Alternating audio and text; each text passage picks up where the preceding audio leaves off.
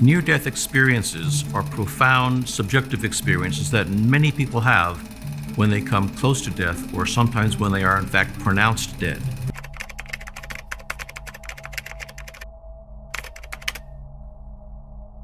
Have you ever wondered what the final days of life are really like? What if the answer was already hidden, tucked away in an ancient book, waiting to be discovered? What if this book contained profound wisdom about the last 42 days of life, revealing what truly happens when we approach the end? This ancient book reveals the last 42 days before death, the final days, a glimpse into the unknown. Throughout history, humans have always been intrigued by death, by the mysteries that surround it. We all wonder, what lies beyond the veil? What happens when the soul begins its final journey? These questions are as old as humanity itself, and while many look to religious texts, philosophical writings, or even scientific theories to find answers, few are aware of the hidden knowledge that may be contained in ancient scriptures.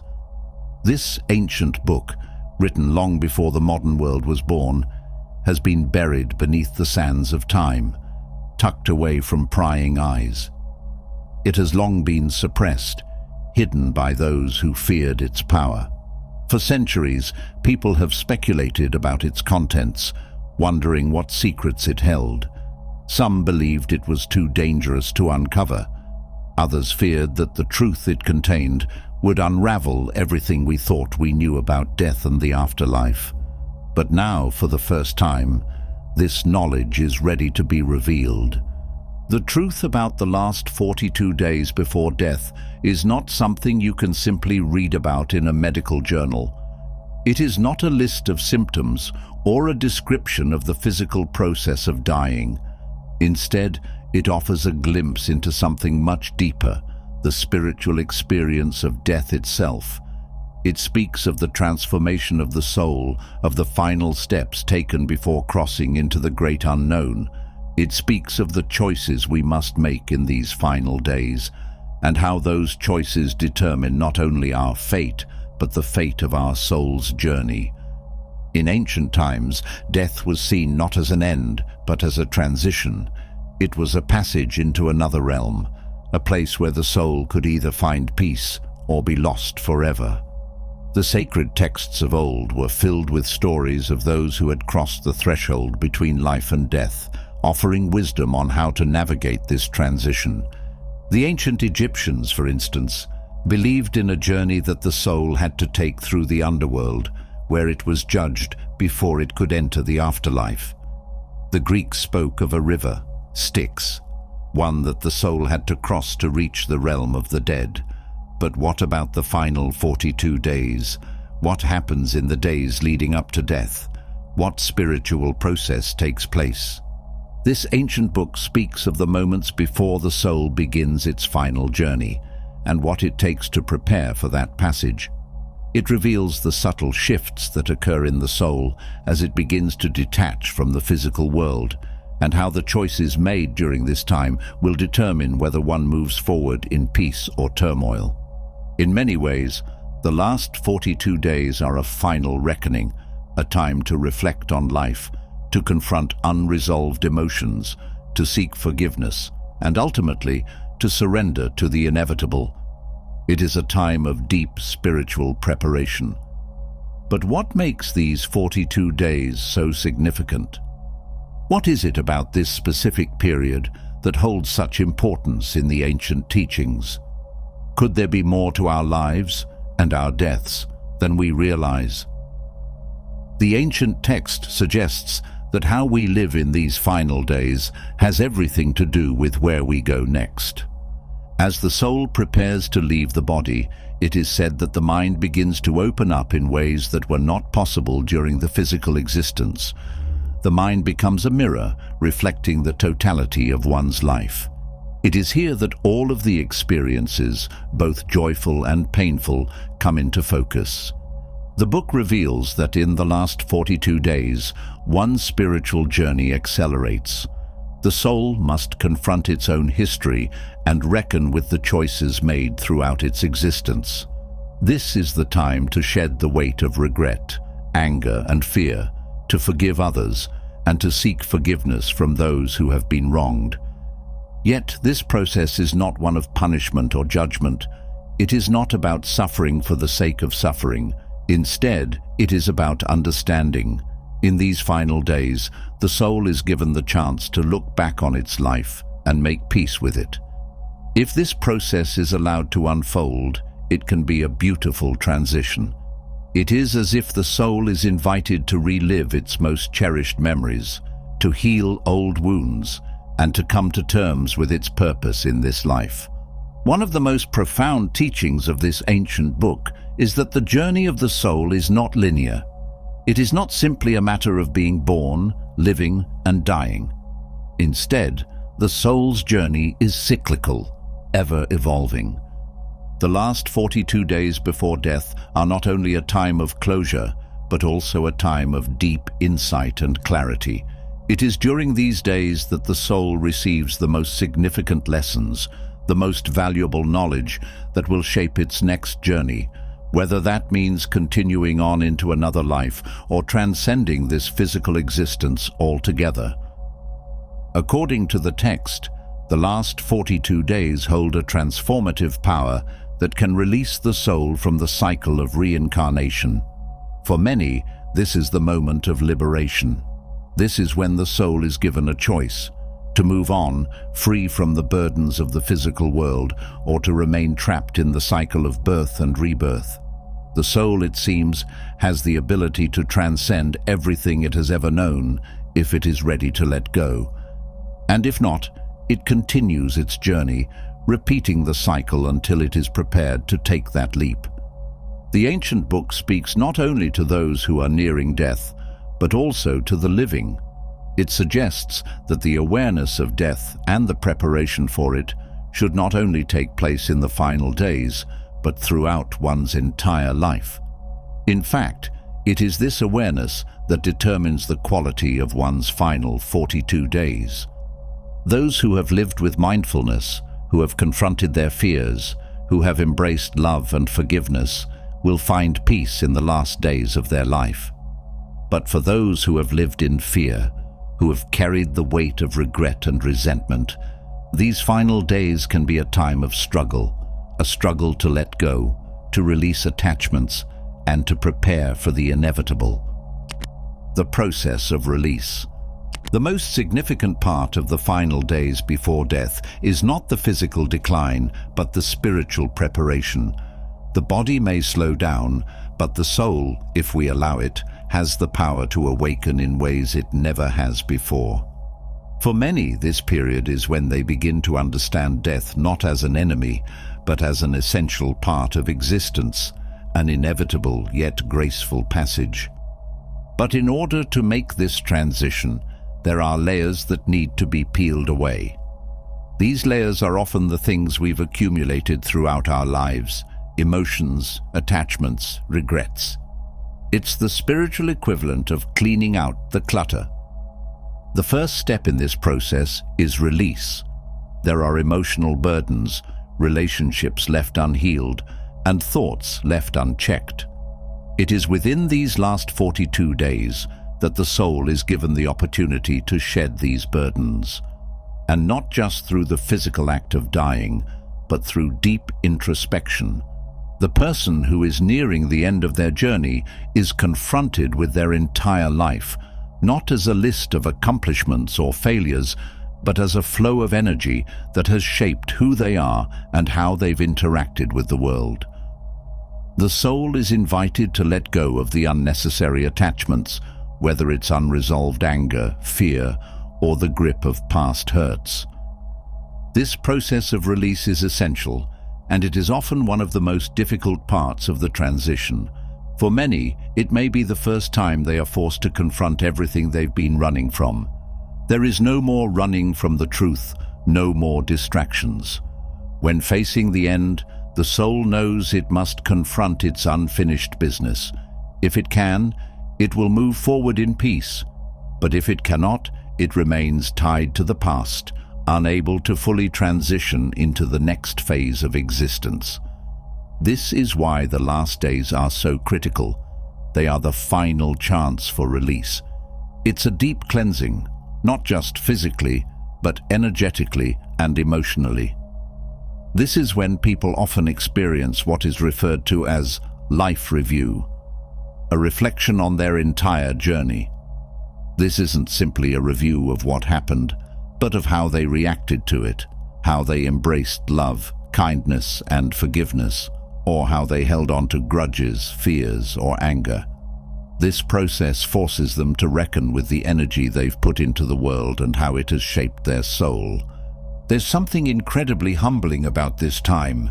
The realization that nothing can be taken with you, the material things, the titles, the accolades, becomes clearer than ever. All that remains are the impressions left on others, the relationships nurtured or neglected, the love given or withheld. It is said that when you are nearing the end, you can no longer hide from the choices you've made. And it's not the big, dramatic moments that matter.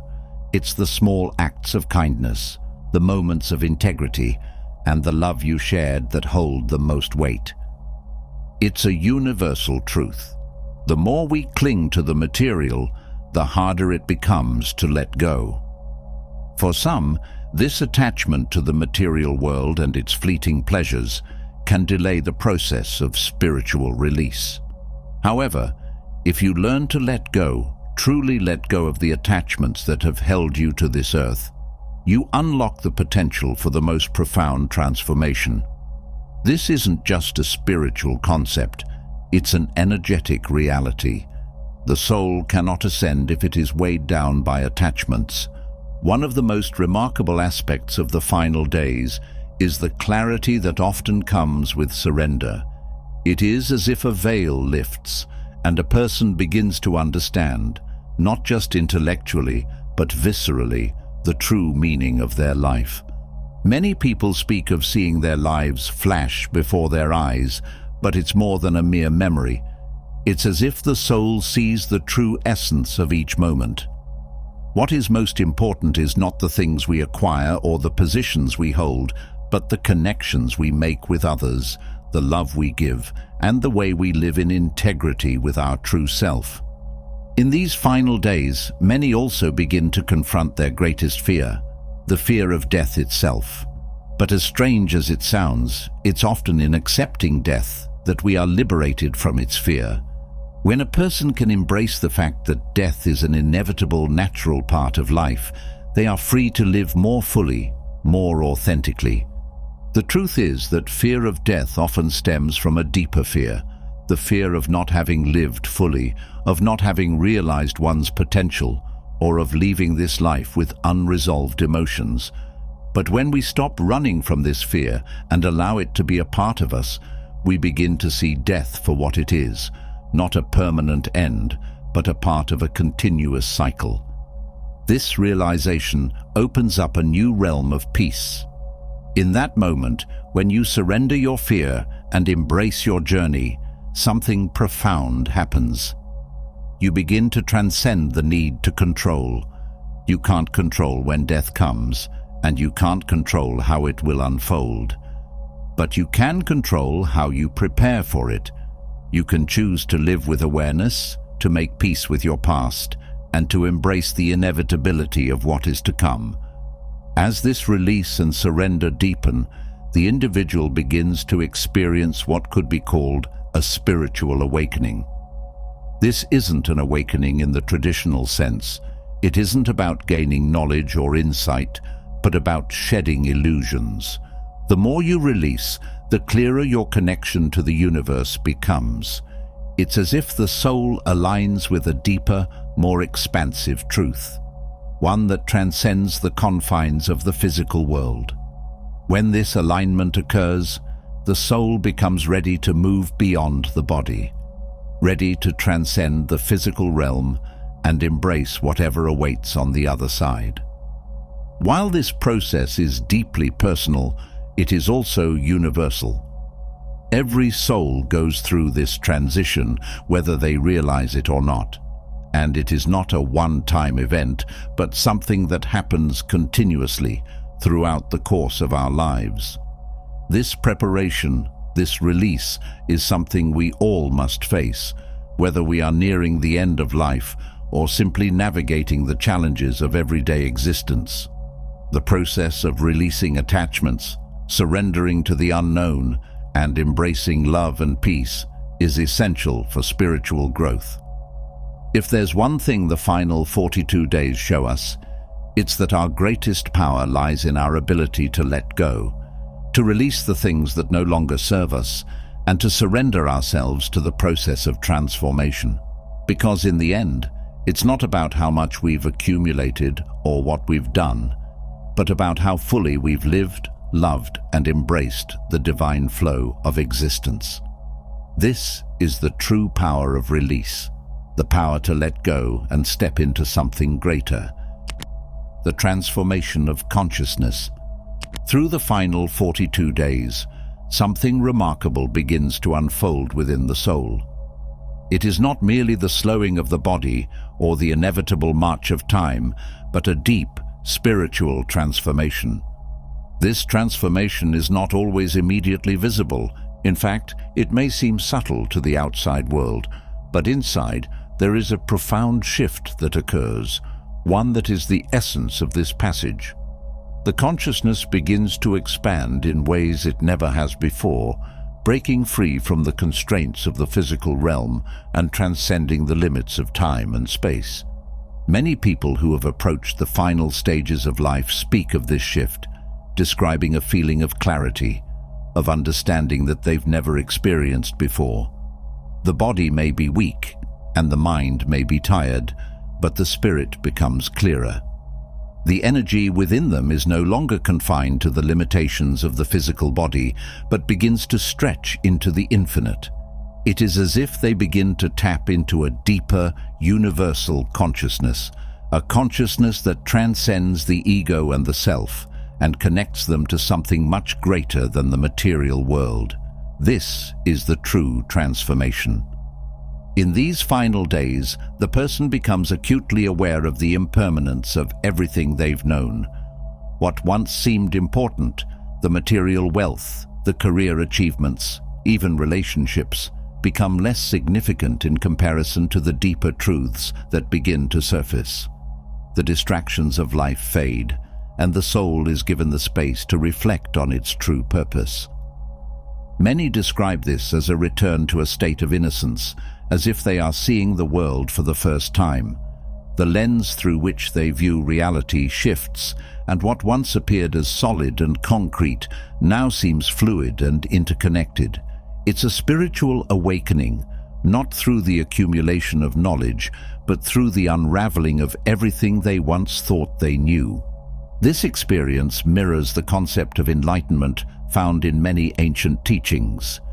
In Buddhism, it is said that enlightenment comes when one realizes the impermanence of all things, when the attachment to the self is dissolved, and when the soul transcends the illusion of separation. This is exactly what many individuals experience in the final days. As they let go of their attachment to the material world, they begin to access a state of pure being, a state where there is no division between self and the universe. They realize that everything is interconnected, that every moment is sacred, and that all things, life and death, are part of a greater cyclical process. As the soul undergoes this transformation, the concept of fear begins to dissolve. It's not that the individual becomes fearless in the way we often think of it, but rather that the fear of death, of the unknown, begins to fade away. Fear is often rooted in the illusion of control, in the belief that we can manipulate reality to our will.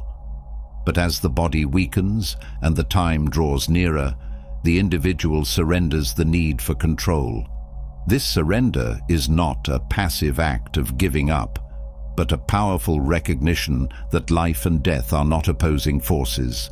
They are two sides of the same coin, and neither can exist without the other. When this understanding sets in, a profound peace emerges. This peace is not something that can be forced or manufactured. It is not a mental construct or an idea to be understood. It is a state of being that can only arise when the soul releases its grip on the transient world and aligns itself with the eternal. This peace transcends the fear of death, allowing the individual to experience a profound sense of inner stillness and clarity. It is the realization that death is not an end, but a transition. It is the return to a universal source from which all things came and to which all things will eventually return. At this stage, many people report experiencing vivid dreams or even visions of a higher realm, a realm that feels more real and tangible than the world they have known. Some speak of seeing deceased loved ones. Others describe feeling a sense of immense love and acceptance that transcends any human relationship. These experiences are often described as encounters with the divine, and they leave a lasting impact on the individual. It is as though in those final moments, the veil between the physical world and the spiritual realm thins, and the individual is allowed a glimpse into the eternal. This state of transformation is not limited to those who are near death. In fact, it is available to anyone who is willing to confront their own fear of mortality and step into the unknown. The key to this transformation is acceptance, the acceptance of the impermanence of life and the willingness to embrace the process of change.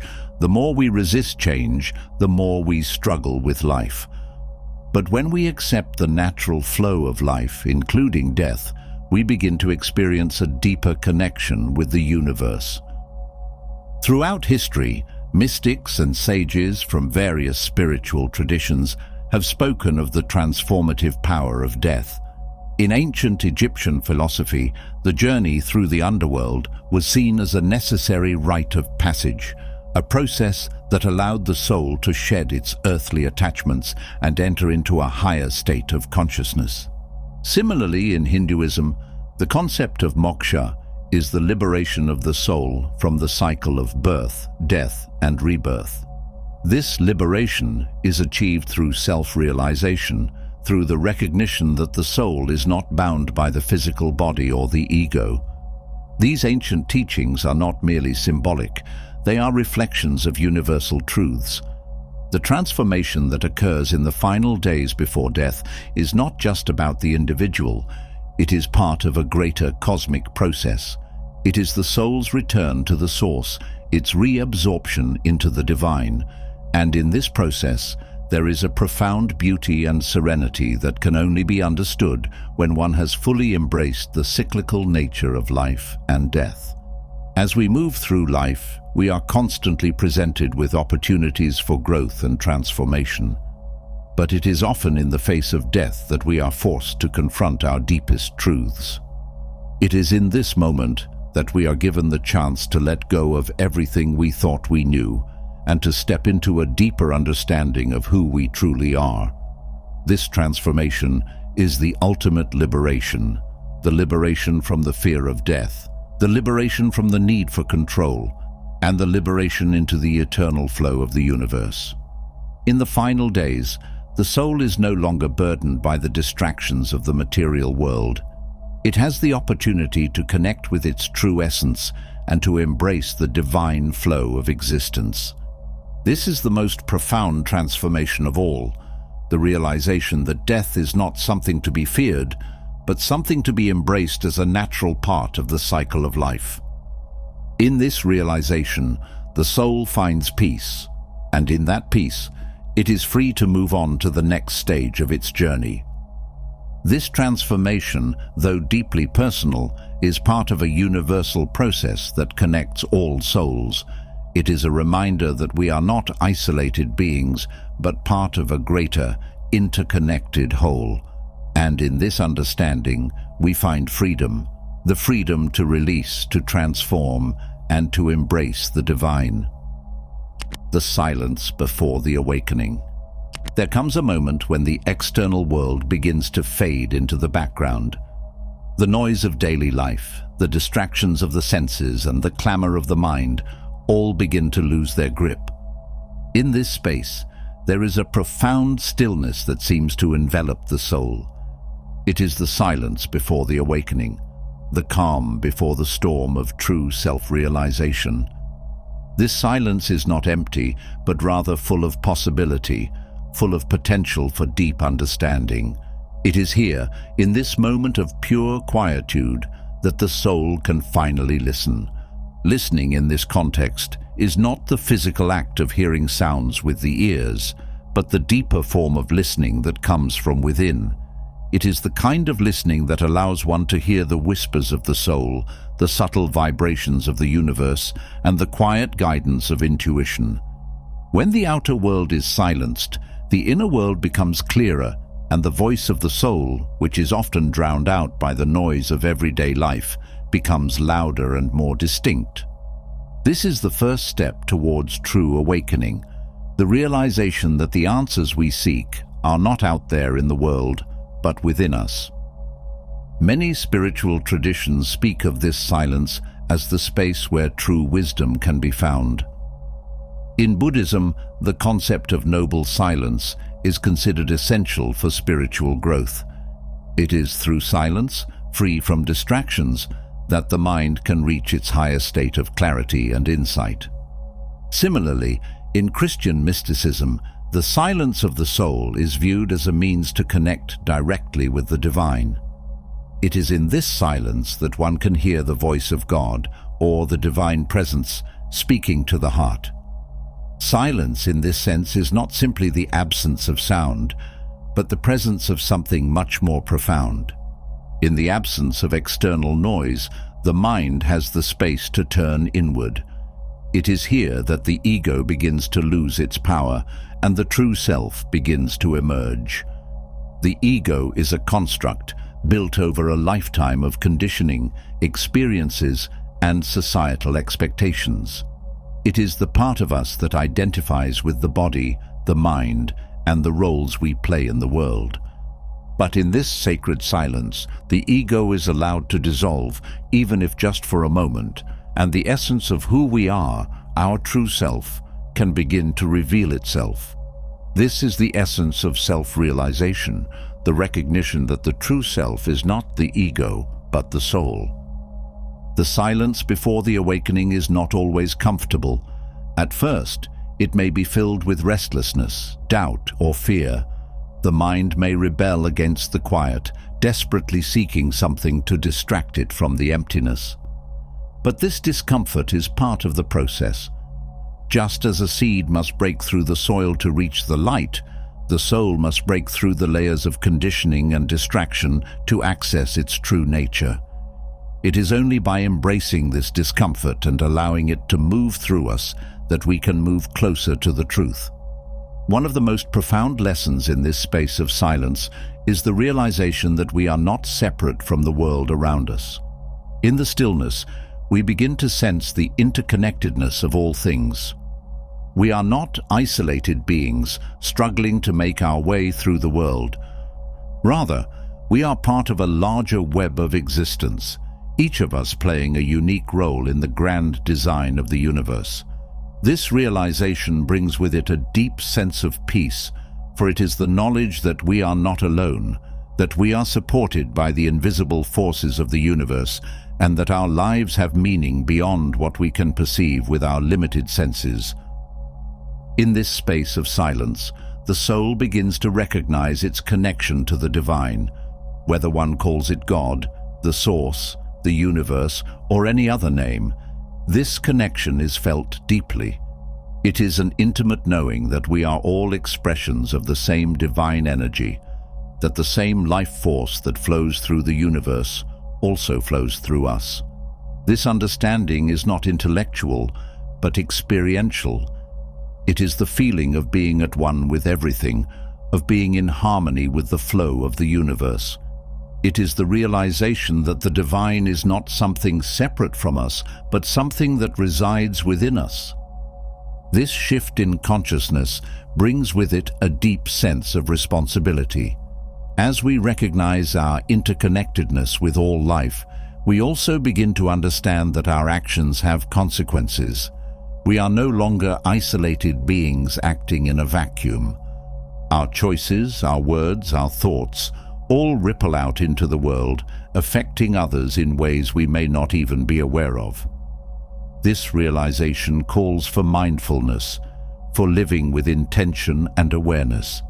It asks us to consider the impact of our actions on the world around us, not just on ourselves. It challenges us to live in alignment with the higher truths we are discovering within the silence. It is in this silence that many people report experiencing a sense of unconditional love, love that transcends the boundaries of relationships, of time and space. This love is not the love that we feel for others in our everyday lives, but a deeper, more universal love that is felt on a soul level.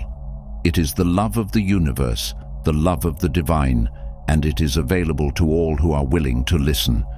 This love is not earned, it is not given or taken, it simply is. It is the essence of our being, the very core of our existence. As the soul continues to awaken in this space of silence, it begins to access a deeper understanding of the nature of life and death. It is as though the veil between the physical world and the spiritual world begins to thin. Life is no longer seen as something fleeting and fragile, but as part of an eternal cycle. Death, too, is no longer feared, for it is understood to be a natural part of the journey. The soul begins to see beyond the dualities of life, beyond the separation of life and death, good and bad, light and dark. It begins to experience life as a unified whole, where all things are interconnected and all things are part of the divine flow. In this silence, the soul also begins to understand the importance of surrender. It is not surrender in the sense of giving up, but rather surrender in the sense of letting go of the need to control. It is the surrender of the ego, the surrender of the illusion that we are separate from the universe, the surrender of the belief that we must force things to happen. In this surrender, the soul finds freedom. Freedom from fear, from attachment, from the need to control. And in that freedom, the soul becomes aligned with the natural flow of life, flowing effortlessly with the current of existence. This silence is not an end, but a beginning.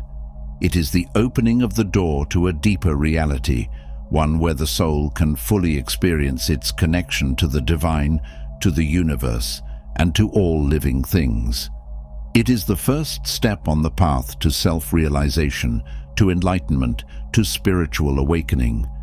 And it is in this silence that the soul begins to hear the call of the universe, urging it to step into the unknown, to trust in the process of life, and to embrace the journey ahead. Embracing the void, the space of transformation. There's a profound space that opens up within us, one that often feels unsettling yet transformative. The void. This space, while intimidating to many, is the key to real change. It is a state where everything we thought we knew about ourselves begins to dissolve. The old beliefs, the former ways of being, the attachments that once seemed vital, all fade into the background as we step into something unknown. It is here in the void that the soul begins to rebuild itself, often in ways that are unrecognizable, yet deeply aligned with the truth of our being. The void is not a place of emptiness or nothingness. It's not a vacuum of despair or confusion. Instead, it is the fertile ground from which new possibilities emerge. Think of it as a garden bed that has been cleared of old weeds and roots, waiting to be planted with seeds that will eventually grow into something magnificent. The void, then, is a place of pure potential, where the seeds of our truest desires, our deepest longings, and our most authentic self can be planted, nurtured, and allowed to grow. But first, we must embrace it. In this space, you may feel the urge to fill the silence with noise, distraction, or familiar habits. It's natural for the mind to resist such a shift. The mind is used to certainty, to structure, to routine. But as we dive into the void, we step away from the familiar and into the unknown. The question then becomes, will we allow ourselves to stay in this space, to let the void transform us? Or will we try to fill it with distractions once again, fearing the emptiness, unsure of the transformation that is about to take place? To embrace the void is to let go of our need for control. It is the ultimate act of surrender, where we acknowledge that we cannot plan, force, or control everything in our lives. We let go of the need to know what will happen next and trust that the universe will guide us. In this process, we realize that true growth comes not from striving, but from allowing. It's the difference between pushing against the flow of life and allowing ourselves to float with it, trusting that it will carry us exactly where we need to go. Philosophers from different traditions have long recognized the power of the void. In Taoism, the concept of the void is fundamental. The Tao Te Ching speaks of the importance of emptiness, how the usefulness of a cup lies in its emptiness, and how the way of the Tao is like water, which is soft and yielding, but can also carve through rock over time. The void, in Taoist thought, is the source of all things. It is the space from which everything emerges and to which everything returns.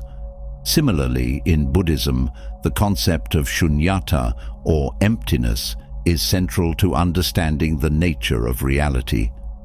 Shunyata is not about a lack of meaning, but rather the realization that everything is interconnected and interdependent, and that nothing exists in isolation.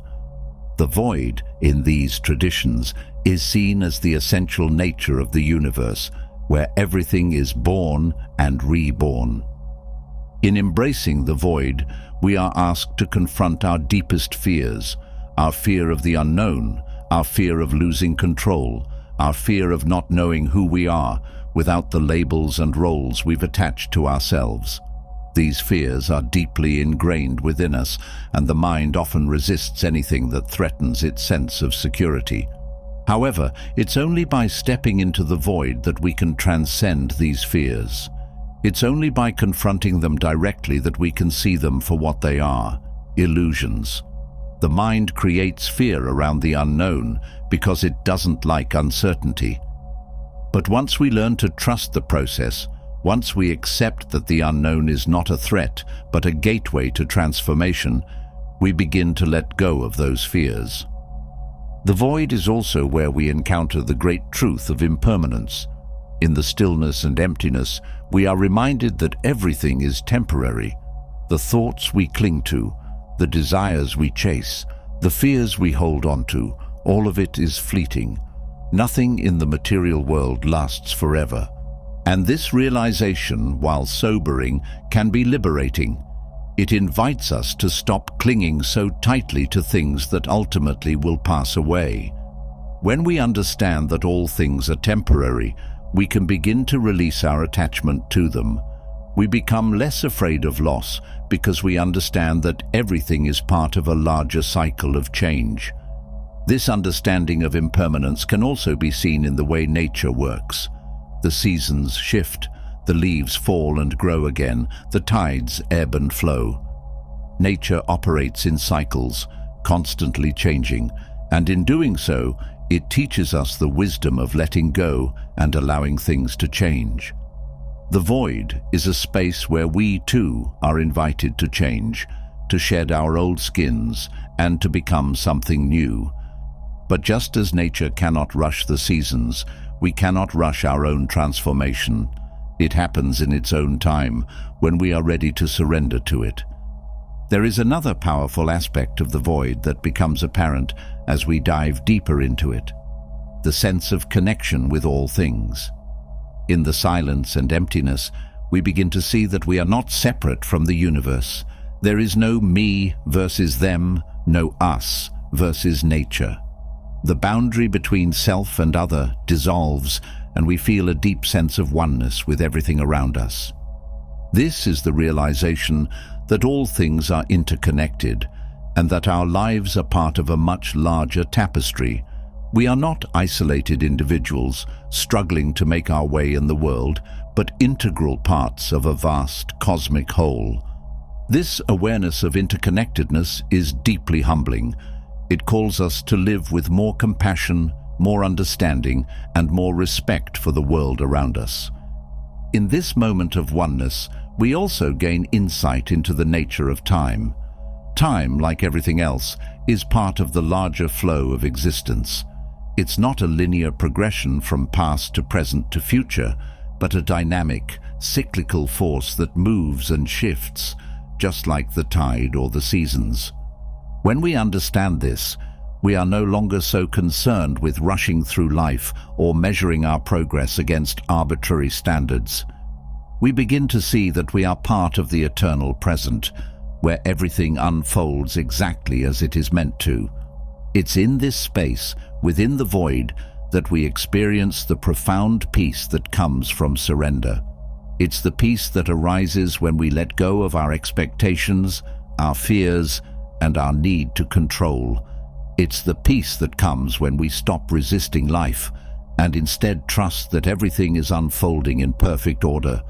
It is here that we can experience the true freedom that comes from being in harmony with the universe, free from fear, free from attachment, free from the need to make sense of everything.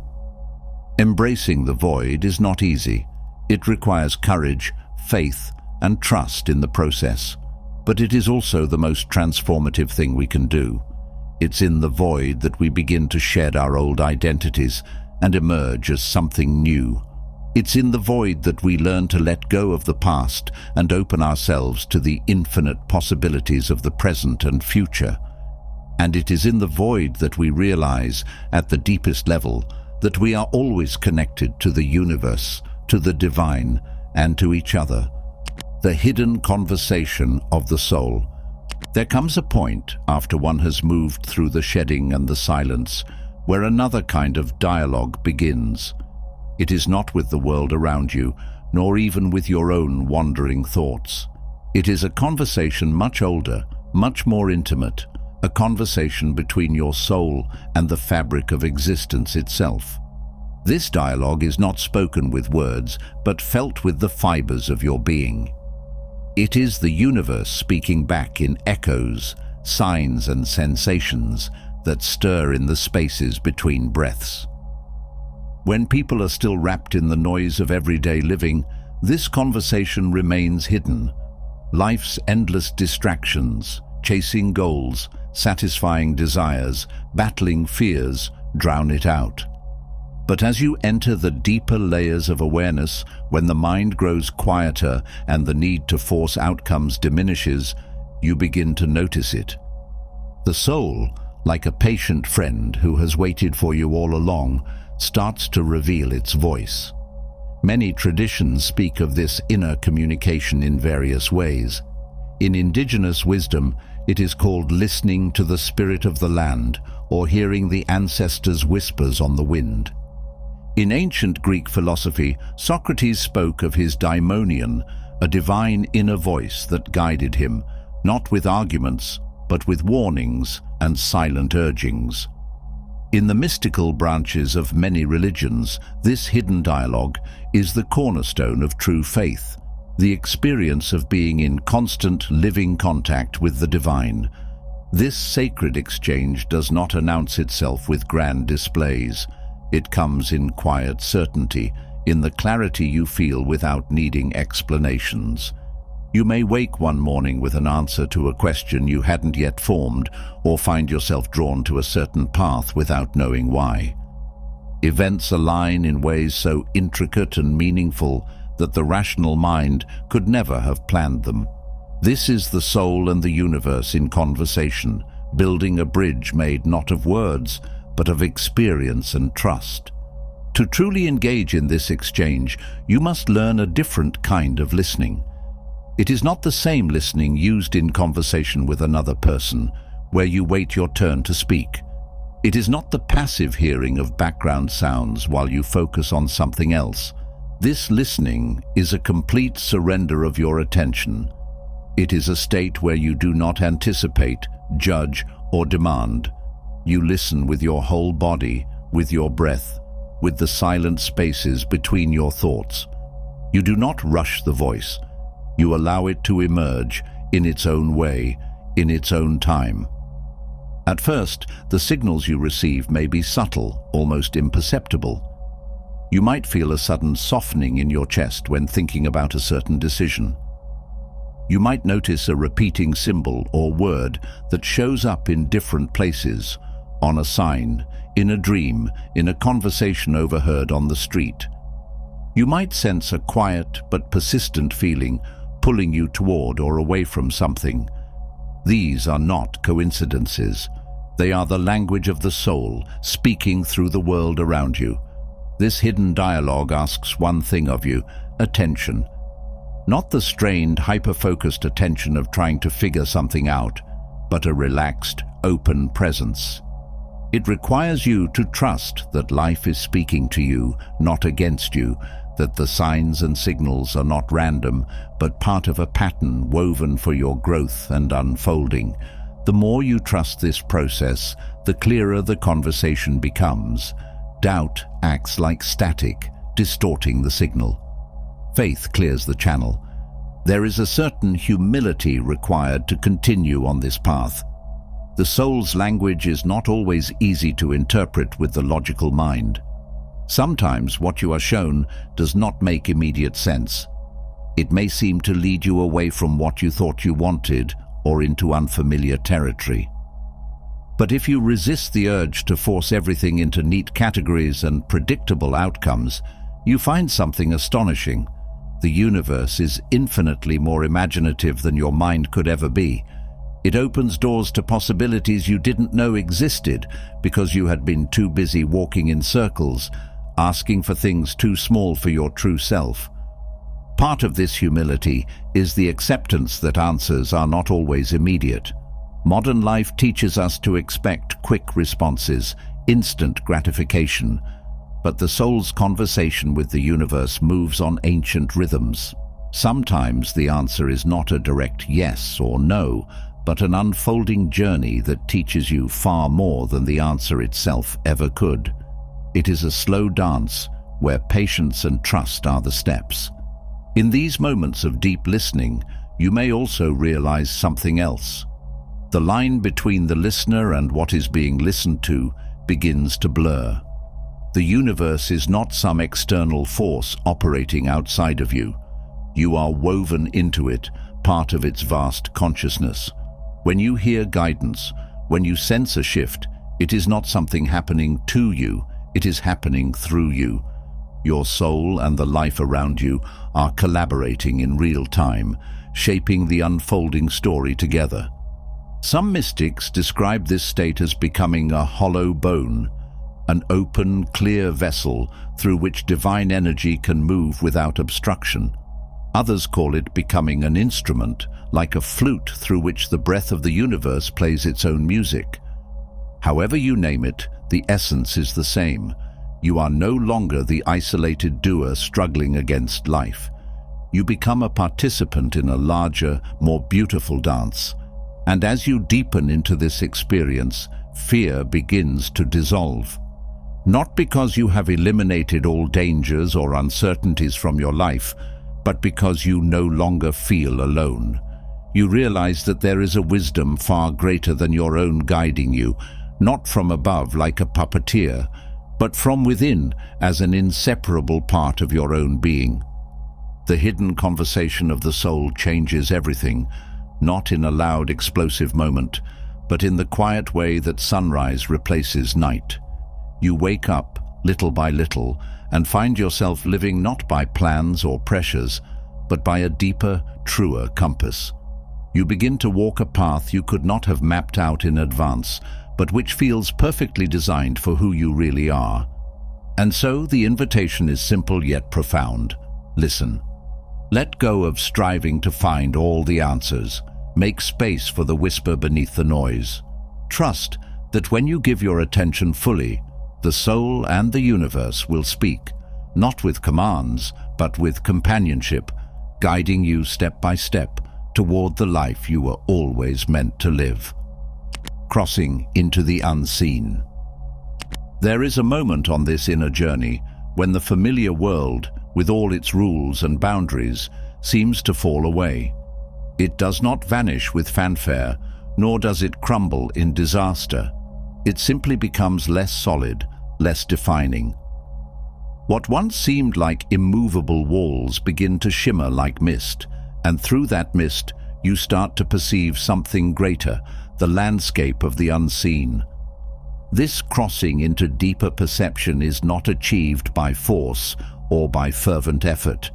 It happens quietly, often when you are least expecting it. In one moment, you are tending to the small tasks of living, and in the next, you catch a glimpse of something more, an awareness that stretches far beyond the visible edges of your life. The ancient mystics called it seeing with the inner eye, or the opening of the heart's vision. It is as if a new sense, long dormant, finally awakens. In many sacred traditions, this unfolding is spoken of with great reverence. In Sufism, it is the unveiling of the hidden, the moment when the veils of illusion lift and the true nature of existence is revealed. In Eastern philosophies, it mirrors the idea of Kensho, a sudden, brief glimpse into the true nature of reality. Whatever the name, the experience is unmistakable, a sense of being deeply at home in a universe much wider, wiser, and more loving than you had ever dared to imagine. But crossing into the unseen is not about leaving this world behind.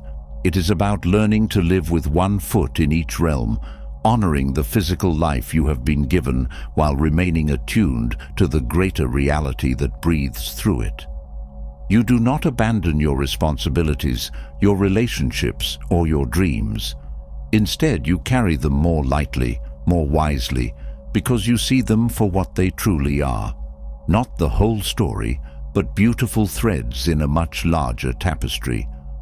The unseen is not far away, and it is not reserved for the few.